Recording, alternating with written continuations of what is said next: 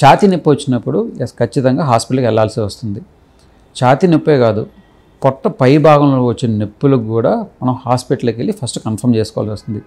ఎందుకు అంటే పొట్ట పై భాగంలో వచ్చిన నొప్పులన్నీ మనం ఏమంటామంటే అల్సర్ ప్రాబ్లం, గ్యాస్ట్రిక్ ప్రాబ్లం అనుకుంటాం. బట్ కాదు, 50 to 60% పొట్ట పై భాగంలో వచ్చిన నొప్పులు హార్ట్ అటాక్ సంబంధించిన లక్షణం. సో కాబట్టి ఎప్పుడైనా కూడా పొట్ట పై భాగంలో వచ్చిన నొప్పులు నెగ్లెక్ట్ చేయకుండా హాస్పిటల్కి వెళ్ళాల్సి వస్తుంది. ఎందుకు వెళ్ళాలి అంటే ప్రాణాపాయం సంబంధించిన హార్ట్ అటాక్ లక్షణాలు ఉన్నాయో లేదో చూడటం కోసం. అది ఎలా తెలుస్తుంది అంటే ఒట్టి లక్షణాలు బట్టే చెప్పలేం, కొంతమంది లక్షణాలు బట్టి చెప్పవచ్చు. ఛాతీలో నొప్పి రావటం, పొట్ట పై భాగంలో నొప్పి రావటం, దాని తర్వాత గుండె దడదడగా ఉండటం, వామిటింగ్ వచ్చినట్టు ఉండటం, చెమటలు పట్టడం, కళ్ళు తిరిగినట్టు ఉండటం, ఇలాంటి లక్షణాలన్నీ కూడా హార్ట్ అటాక్కి సంబంధించిన లక్షణాలు. సో ఇది నార్మల్ అల్సర్ ప్రాబ్లమా లేకపోతే హార్ట్ అటాక్ సంబంధించిన ప్రాబ్లమా తెలియాలి అంటే మనం ఖచ్చితంగా కూడా ఈసీజీ స్కాన్ చేసుకోవాల్సి వస్తుంది. ఈసీజీ స్కాన్ ఉంటుంది, పరీక్ష ఉంటుంది. ఆ ఈసీజీలో 70 to 80% హార్ట్కి సంబంధించిన ప్రాబ్లం అంటే హార్ట్ అటాక్ సంబంధించిన లక్షణాలు తెలుస్తుంది. బట్ 20 నుంచి 30% తెలియకుండా కూడా పోవచ్చు. దాంట్లో ఒక్క ఈసీజీని బేస్ చేసుకుని హార్ట్ ప్రాబ్లం లేదు అని చెప్పడానికి ఉండదు. సో నెక్స్ట్ ఏం చేస్తుంటే ఎక్కువ స్కానింగ్ ఉంటుంది. ఎక్కువ స్కానింగ్ చేయడం వల్ల ఎక్కడైతే రక్త ప్రసరణ ఆగుందో ఆ భాగం మూమెంట్ అనేది తగ్గిపోతుంది. సో దానివల్ల కూడా హార్ట్ అటాక్ వచ్చిందో లేదో కూడా తెలుస్తుంది. సో కొన్నిసార్లు ఈసీజీ నార్మల్ ఉండొచ్చు, ఎక్కువ కూడా కొన్నిసార్లు పికప్ చేసేవాళ్ళు.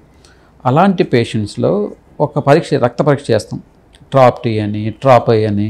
అంటే ఒక పేషెంట్ ఛాతీ నొప్పి వచ్చిన డ్యూరేషన్, మన హాస్పిటల్ వచ్చిన డ్యూరేషన్ బట్టి ట్రాప్ ఐ కానీ ట్రాప్ టీ అనేటువంటి పరీక్షలు చేస్తాం.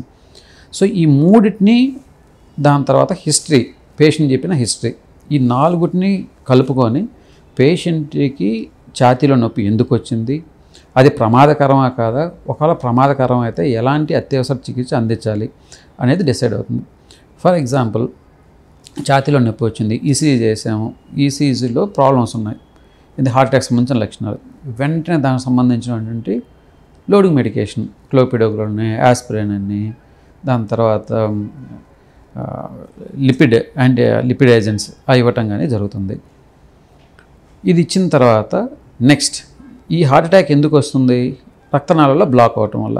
ఈ రక్తనాళాల బ్లాక్ని మనం ఖచ్చితంగా ఓపెన్ చేయాల్సిందే. ఏ విధంగా చేయొచ్చంటే యాంజియోగ్రామ్ చేసుకోవాలి. ఫస్ట్ యాంజియోగ్రామ్ చేస్తే దాంట్లో బ్లాక్స్ ఉందా లేదో తెలుస్తుంది. బ్లాక్ ఉందనుకోండి 70%, 80%, 90%, ఆ బ్లాక్ పర్సెంటేజ్ని బట్టి స్టంట్ పెట్టాలని లేదని కూడా డిసైడ్ అవుతుంది. ఎగ్జాంపుల్ ఒక స్టంట్ ఒకే రక్తనాళాల్లో బ్లాక్ అయింది, ఆ రక్తనాళం బ్లాక్ అయిన తర్వాత స్టంట్ ఎంత పెడుతుంది, ఏ ఏరియాలో ఉంది, దీన్ని స్టంట్ వేసిన తర్వాత ఏం ఇంప్రూవ్మెంట్స్ వస్తుంది, అన్నీ కూడా బేరీజ్ వేసుకొని స్టంట్ పెడుతుంది. కొన్ని పేషెంట్లకి బ్లాక్స్ మల్టిపుల్ ప్లేస్లో ఉంటుంది. ఒక రక్తంలో కాకుండా చాలా చోట్ల, ఒకే రక్తంలో చాలా చోట్ల ఉండొచ్చు, లేదా చాలా రక్తంలో చాలా చోట్ల ఉండదు. అలాంటి వాటికి స్టంట్ వేసిన ఉపయోగం లేని కండిషన్స్లో ఓపెన్ హార్ట్ సర్జరీ ఉంటుంది, దాన్ని సిఏబీజీ అంటాం. సో అలాంటి పేషెంట్స్ని సిఏబీజీ కూడా పంపించుంటుంది. సో మీరు అడిగిన దానికి ఛాతీ నొప్పి పేషెంట్కి హాస్పిటల్కి వెళ్ళాలన్నా లేదా, ఖచ్చితంగా వెళ్ళాల్సి వస్తుంది. గుండె నొప్పి కాదని నిర్ధారించిన తర్వాతే మనం ఏదైనా చేయొచ్చు. అంటే మిగతాది అల్సర్ ప్రాబ్లం కానీ లేకపోతే చిన్న చిన్న ఛాతీలో కండరాల నొప్పుల వల్ల కానీ మనకు ప్రాణాపాయం రాదు. బట్ హార్ట్ అటాక్ అయింది అనుకోండి, దానివల్ల ప్రాణాపాయం వస్తుంది. సో నేను అందరికీ ఏం చెప్పదలుచుకున్నానంటే ఛాతీ నొప్పి ఉంది అంటే ఖచ్చితంగా మనం హాస్పిటల్కి వెళ్ళి చూపించుకోవాల్సి వస్తుంది.